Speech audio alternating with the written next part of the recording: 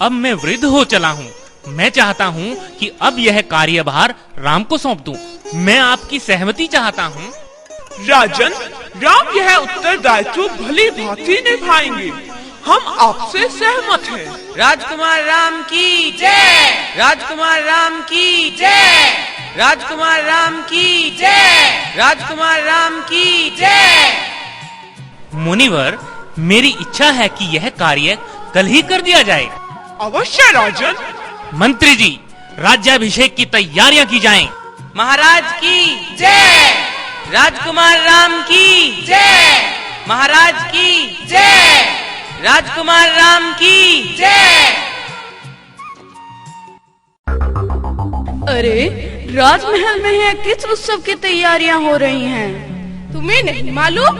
कल मेरी रानी कौशल्या के पुत्र राम का राज्याभिषेक होगा। यह तैयारियां उसी के लिए हैं। अच्छा, तो राम के राज्याभिषेक की तैयारियां हो रही हैं। परंतु भरत और शत्रुघ्न तो यहाँ नहीं हैं। क्या उन्हें बुलाया नहीं जाएगा? यह तो महाराज दशरथ ही जाने। उन्हीं की इच्छा अनुसार यह कार्य हो रहा है। अच्छा।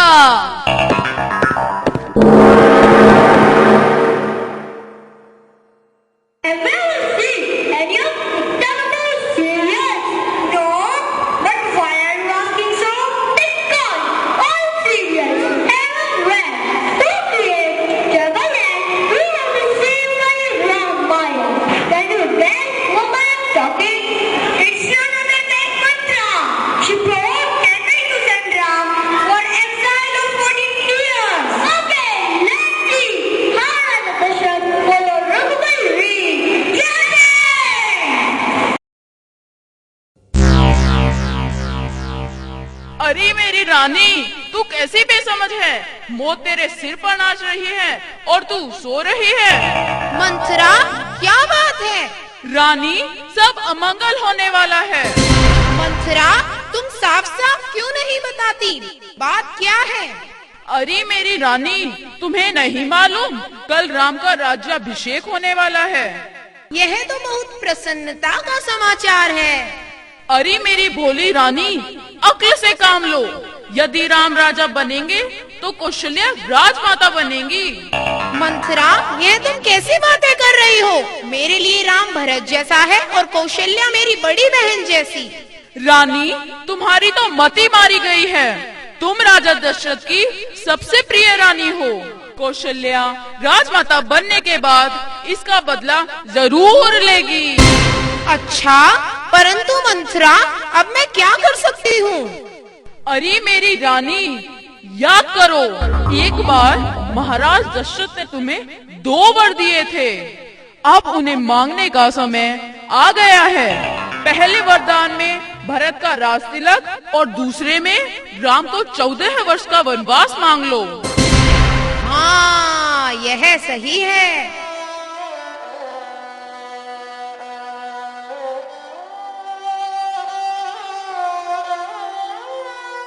महारानी केकई कहाँ हैं? कोप भवन में महाराज। कोप भवन में? परंतु क्यों?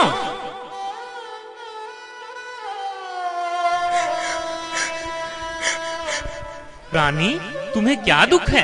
क्या हुआ?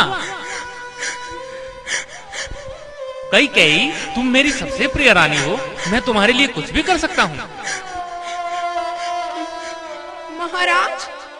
महाराज, आपने मुझे 2 वर दिए थे। आज मैं उन्हें मांगना चाहती हूँ। अवश्य महारानी, मांगो जो तुम्हें मांगना है। मुझे पहले वरदान में भरत का राज्याभिषेक चाहिए और दूसरे में राम को 14 वर्ष का वनवास। क्या कहा? राम को 14 वर्ष का वनवास? कई, राम तुम्हारा भी तो प्रिय पुत्र है। मैं भरत को बुलाकर राज तिलक कर दूंगा, परंतु मेरे राम पर दया करो। मैं राम के बिना नहीं रह पाऊंगा, एक पल भी नहीं। राम, राम, मेरे राम।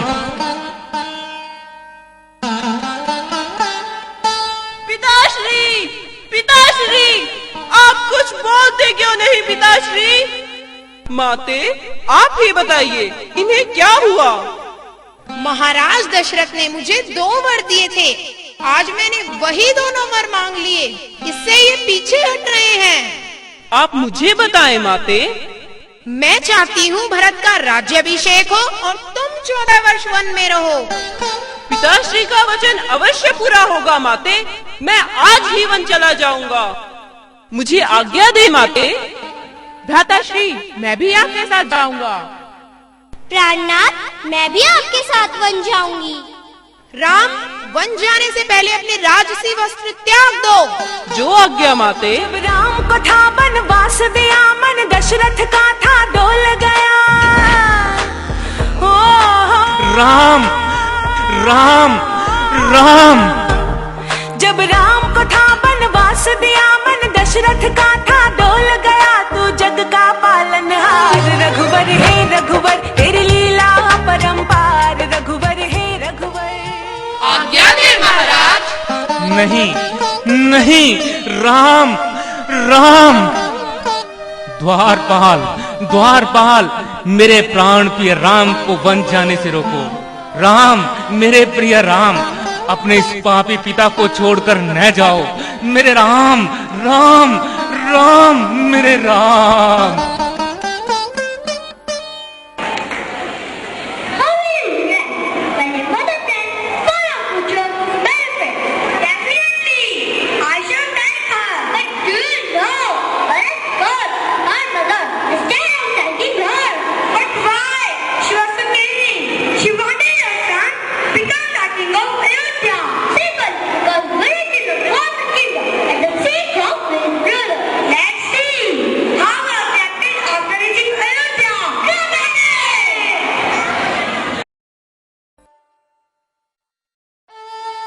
माते, यह मेरी अयोध्या कैसी सुनसान लग रही है।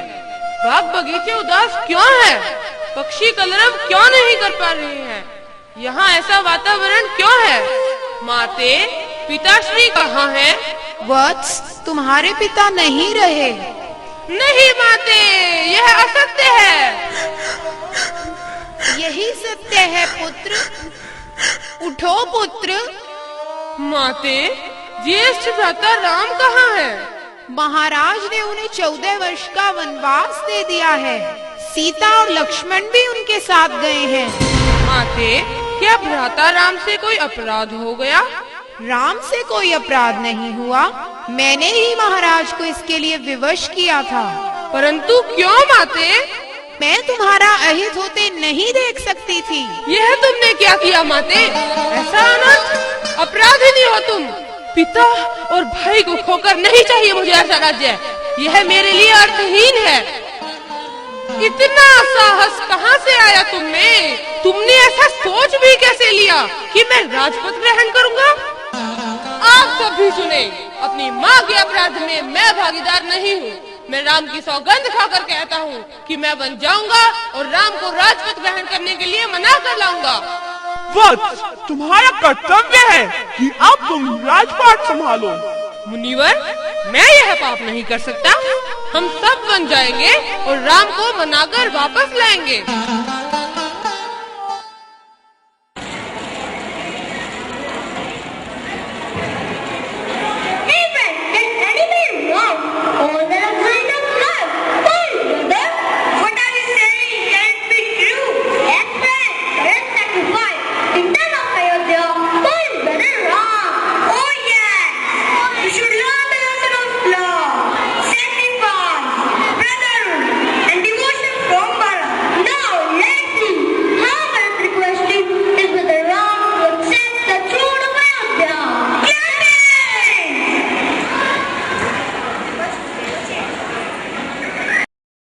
भैया, भरत सेना के साथ इधर ही आ रहे हैं। लगता है वे हमें मार डालना चाहते हैं। लक्ष्मण, ऐसा असंभव है। भरत ऐसा नहीं कर सकते। वे हमसे भेंट के लिए ही आ रहे होंगे। भेंट के लिए सेना का क्या औचित्य? दो भाइयों के मिलन में सेना का क्या काम? वीर पुरुष धैर्य नहीं छोड़ते। प्रतीक्षा करो, अधिक उतावलापन उचित नहीं।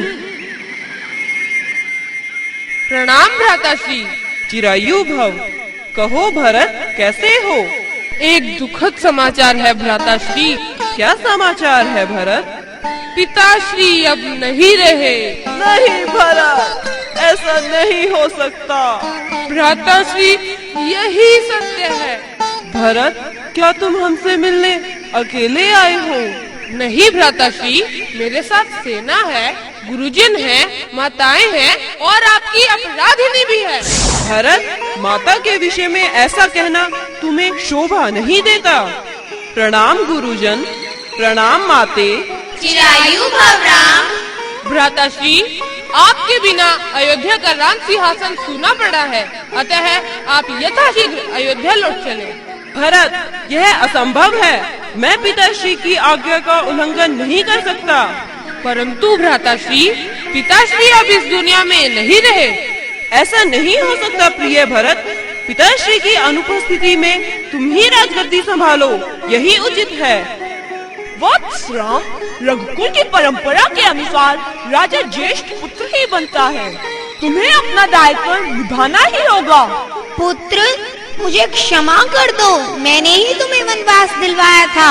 अब मैं ही कह रही हूँ, अयोध्या लौट चलो और राजपाट संभालो। माते, चाहे चंद्रमा अपनी चमक छोड़ दे, सूर्य पानी की तरह ठंडा हो जाए, हिमालय शीतल ना रहे, समुद्र की मर्यादा भंग हो जाए, परंतु पिताश्री का वचन मिथ्या ना होगा। भ्राताश्री, अगर आप अयोध्या नहीं लौटेंगे तो आप मुझे अपनी खड़ाऊ दे दे। मैं 14 वर्ष तक इन्हीं की आज्ञा से राजपाट चलाऊंगा। भ्राताश्री, अब 14 वर्ष तक अयोध्या पर इन चरण पादुकाओं का शासन रहेगा। ये पादुकाएं आपकी धरोहर हैं। मैं इनकी रक्षा करूंगा और इनकी गरिमा को आंच भी नहीं आने दूंगा। रघुपति राघव राजा राम, पतित पावन सीताराम। रघुपति राघव राजा राम, पतित पावन सीताराम। रघुपति राघव राजा राम, पतित पावन सीताराम। रघुपति राघव राजा राम, पतित पावन सीताराम।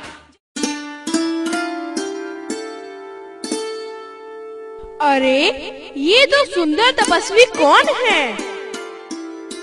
हे रूपवान, मैं तुम्हारे रूप पर मोहित हूँ और तुमसे विवाह करना चाहती हूँ। हे सुंदरी, आप कौन हैं? हे रूपवान, मैं लंकापति असुर राज रावण की बहन शूर्पणखा हूँ। क्षमा करें हे देवी, मैं आपका प्रस्ताव स्वीकार नहीं कर सकता। मेरा विवाह हो चुका है। आप मेरे अनुज भ्राता लक्ष्मण के पास जाएं। हे तपस्वी, मैं आपसे विवाह करना चाहती हूँ। हे देवी, मैं तो राम का दास हूँ, मुझसे विवाह करना व्यर्थ है। आप उन्हीं के पास जाएं। अच्छा, तो यह है वह सुंदरी जिसकी वजह से तुम मुझसे विवाह नहीं करना चाहते। मैं इसे मार डालूंगी। रुक जाओ शूर्पणखा, अन्यथा मैं तुम्हें मार डालूंगा। ये तुमने क्या किया? मेरी नाक काट दी। तुम्हें इसके लिए दंड भुगतना पड़ेगा।